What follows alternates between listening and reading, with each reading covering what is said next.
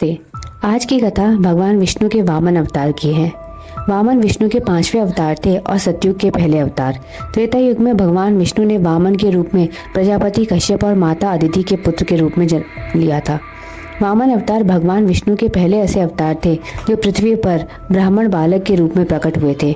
ये आदित्यों में से 12वें आदित्य थे। वामन अवतार के और भी नाम है, जैसे त्रिविक्रम 3 चरण रखने के लिए, उरुक्रम बड़े कदमों वाला, उपेंद्र इंद्र का छोटा भाई, दधि वामन और वामन देव। इसके अलावा बलि बंधन भी, बलि को बांधने वाला। राक्षस बलि ऋषि कश्यप के वंशज थे। बलि को महाबली और इंद्रसेनन भी कहा जाता है।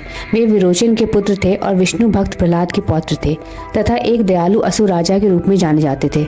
महाबली का वर्णन प्रारंभिक हिंदू ग्रंथों में एक परोपकारी और उदार राजा के रूप में किया जाता है। वे बिना भेदभाव के शासन करते थे और उनके राज्य में कई लोग ईमानदार, स्वस्थ और खुशहाल थे। अपनी तपस्या और शक्ति के बल पर बलि ने कई युद्धों के बाद स्वर्ग और पृथ्वी पर विजय प्राप्त कर ली थी। देवताओं और इंद्रदेव ने पूरी तरह विनाश से बचने के लिए भगवान विष्णु से मदद मांगी। भगवान विष्णु ने नरसिंह अवतार में प्रहलाद की रक्षा की थी।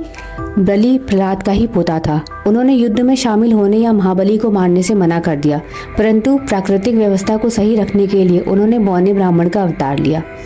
महाबली अश्वमेघ यज्ञ कर रहे थे, तब वामन वहां पहुंचे। उन्होंने ब्राह्मण के वेश में छोटा कद धारण किया था। एक हाथ में कमंडल और दूसरे हाथ में एक लकड़ी का छाता था। उन्होंने जोर से आवाज लगाई भिक्षा के लिए। बलि किसी भी ब्राह्मण को बिना सत्कार के नहीं जाने देना चाहता था, इसलिए वे उनके पास गए और उनकी मंशा पूछी।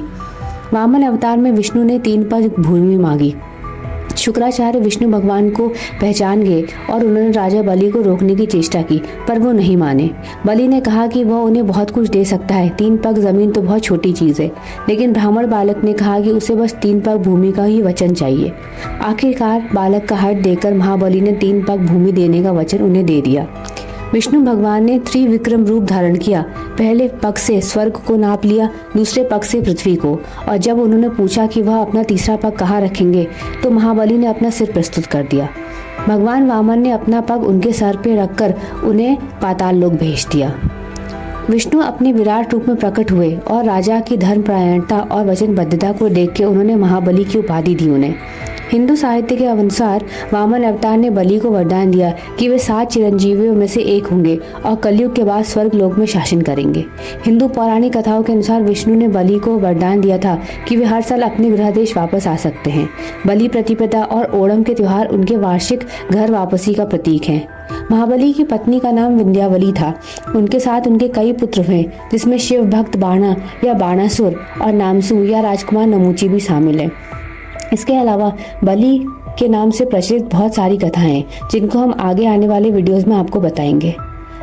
आपको अगर ये वीडियो पसंद आया हो तो इसे लाइक करें और चैनल को सब्सक्राइब करें। धन्यवाद।